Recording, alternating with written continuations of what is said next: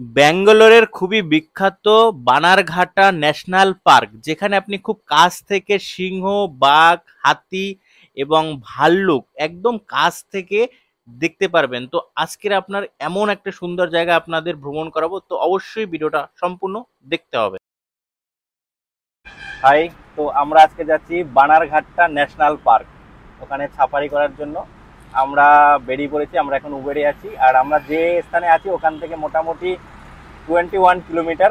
তো আমাদের মোটামুটি 35-40 মিনিট লেগে যাবে এখান থেকে যেতে। তো আমার সাথে আছে কাকা, কাকি, অদ্রিকা। তো আমরা সবাই যাচ্ছি, তো তোমাদের সাথে শেয়ার করো বিষয়টা।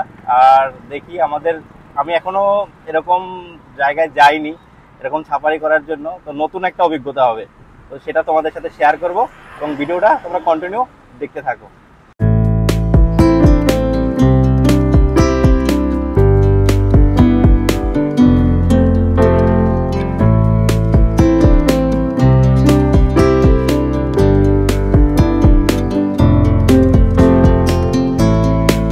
ন্যাশনাল পার্কে ঢুকে গেছি, এখন যাব এখান থেকে টিকিট সংগ্রহ করব। কি প্রসেসগুলো আছে সেগুলো তোমাদের সাথে শেয়ার করবো, আর আমাদেরও নতুন অভিজ্ঞতা হবে। আর এখানে মোটামুটি অনেক খাবারের দোকান, শীতের পোশাক, চশমা এগুলো পাওয়া যায়। এখানে বেশ অনেক কিছু দোকান আছে। এখানে ন্যাশনাল পার্কে ঢোকার জন্য মেইন এন্ট্রি হচ্ছে এখানে। তার আগে আপনাকে টিকিট কাটতে হবে। আপনারা এখানে প্রাইভেট কারে করেও ঘুরতে পারেন, এসি বাসে করে ঘুরতে পারেন, এবং লোকাল বাস মানে যেটা নন এসি বলা যায়, যে লোকাল বাসেও আপনারা ভ্রমণ করতে পারেন। সব থেকে হচ্ছে যদি প্রাইভেট কার নিয়ে আপনারা 4 জন ভ্রমণ করেন, এবং তারপর হচ্ছে এসি বাস, ওটা সব থেকে বেস্ট অ্যান্ড বেস্ট। টিকিট কেটে নিয়েছি। তো অ্যাডাল্ট এক একজনের টিকিট মানে আমরা টোটাল 4 জন, 2480 টাকা পড়েছে টিকিট। তো 1 ঘন্টা হচ্ছে আমরা এখন মানে এসি বাসের টিকিট কেটেছি, ওই জন্য এসি বাসে যাবো। আর এদিকে যারা আছে তারা হচ্ছে নন এসি। আমাদের জন্য এসি বাসের জন্য এদিকে যাব। আমরা এখন বাসের জন্য ওয়েট করছি। তো আমরা এসি টিকিট কেটেছিলাম, তো সেজন্য কিছু সময় পরে 1:30 হচ্ছে বাস, আর সাফারিটা হবে 1 ঘন্টা। তো আমাদের কিছু টাইম ওয়েট করতে হবে, মিনিমাম 30 মিনিট সেখানে ওয়েট করতে হবে। তারপর আমরা এখান থেকে সাফারির জন্য যাব। আমাদের বাসের টাইম হয়ে গেছে, তো সেজন্য আমরা যাচ্ছি হচ্ছে বাসের কাছে। আর এখানে কোনো সিটের নাম্বার দেয়া থাকে না, যে আগে গিয়ে বাসে উঠতে পারবে তারই সেই সিটটা হবে। তো আমি আপনাদের রিকমেন্ড করব এসি বাসটা নেওয়ার জন্য। আপনারা যদি নন এসি বাস নেন, ওটায় খুব ভিড় হয় আর ওটা ভালোভাবে দেখা যায় না, ওখানে গ্রিল থাকে জানলার কাছে। আর এসি বাসটা কি হয়, গ্লাসগুলো অনেক বড় থাকে, আপনি খুব সুন্দরভাবে দেখতে পারবেন। আর আমি একদমই সামনে বসে আপনাদের দেখানোর চেষ্টা করেছি, আপনারা খুব ভালোভাবে দেখতে পাবেন।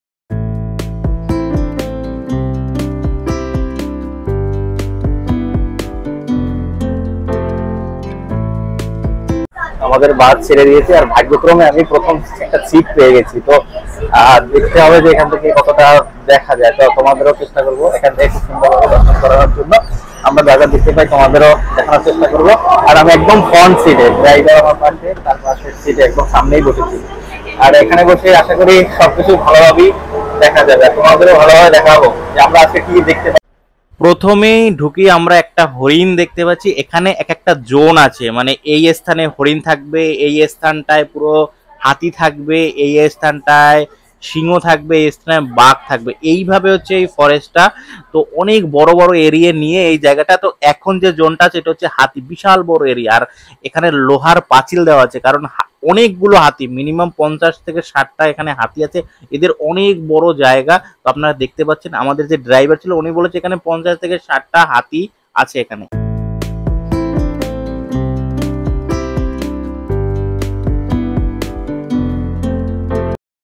এরপরে আমরা ভাল্লুকের জোনে ঢুকে গেছি। ঢুকেই আমরা দুটোকে দেখতে পেলাম, এবং এখানে আরো অনেক ভাল্লুক আছে। তো আপনাদের দেখানোর চেষ্টা করবো। আর এই জায়গাটা কিন্তু অনেক বড় বড় এরিয়া নিয়ে এক একটা জোন, মানে যেটা ভাল্লুকের এরিয়া, তো ওটাও অনেক বড়। ওখানে মিনিমাম 10 থেকে 15টার মতো ভাল্লুক আছে। এখন আমরা আছি সিংহের জোনে। তো আমরা মোটামুটি 2 থেকে 3 মিনিট বাস ড্রাইভ করার পরে, তো উনি যে ড্রাইভার ছিল উনি খুঁজছিল যে কোথায় আছে। তো এই টাইমটা না হচ্ছে দুপুরবেলা, আমরা গিয়েছিলাম দুপুর 1টা থেকে 1:30টার এই টাইমের মধ্যে। তো ওরা কি রেস্ট করছিল, তো ওই জন্য সব সময় ওদের দেখা যাচ্ছিল, ওরা সবাই মানে শুয়েছিল। আর যদি আপনারা 3টা বা 4টার দিকে যান তাহলে কিন্তু আপনারা ওদের একদম রাস্তায় হাঁটাহাঁটি করতে দেখতে পাবেন। আর ওদের এই যে দুপুরবেলা 1টা থেকে 2টোর টাইম, এটা হচ্ছে ওদের রেস্ট করার টাইম। তো প্রথমেই আমরা একজন সিংহকে দেখতে পেলাম, আর আমার তো খুবই ভালো লাগছিল, কারণ আমি ফার্স্ট টাইম এরকম এক্সপিরিয়েন্স, তাও আবার বাসে বসে খুবই কাছ থেকে আমি দেখতে পেয়েছি। टोटल 15 है इसका सफारी सेक्शन में।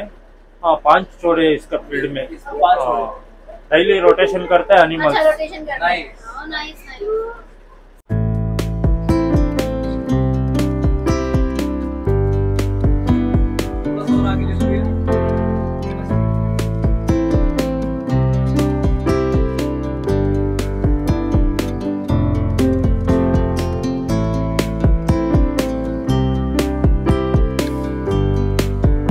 আমরা যে এখন জোনে আছি সেটা হচ্ছে রয়্যাল বেঙ্গল টাইগার, মানে সুন্দরবনের যে বাঘটা আছে সেই জোনের মধ্যে। আর এখানে এই জোনের মধ্যে শুধুমাত্র একটাই বাঘ আছে, আর এত বড়, আমি সামনে থেকে দেখে না ভয় পেয়ে গেছি। ও না শুয়েছিল ওখানে, অনেকটা বড়, তোমরা মানে ফোনের মাধ্যমে বুঝতে পারবে না, এত বড় ছিল।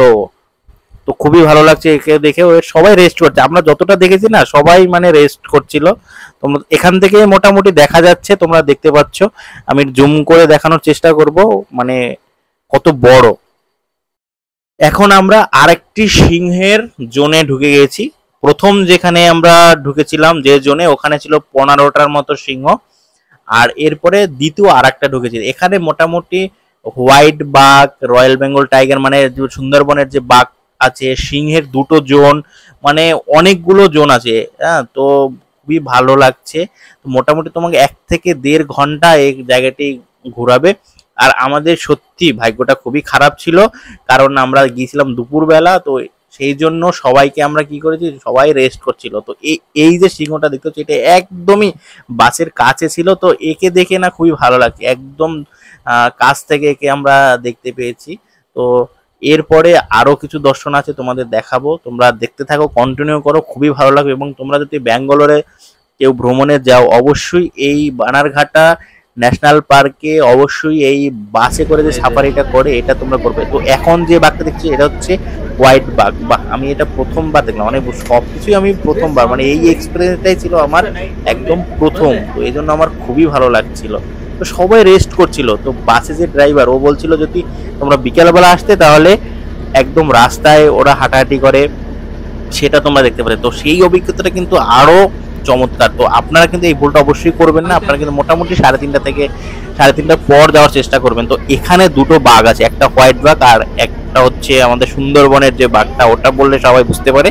তো এদের দুজনকে কি করেছে, খাঁচায় আটকে রেখেছে, কারণ এরা কি করে, এরা হচ্ছে নিজেদের মধ্যে মারামারি করে। তো এই জন্য, আর এদের এতটা হিংস্র, মানে এতটা রাগ হয়ে আছে না, মানে আমাদের যদি পেতো পুরো শেষ করে দিত, মানে এমন অবস্থা। এরা দুজন মানে শুধু ঘোরাঘুরি করছিল।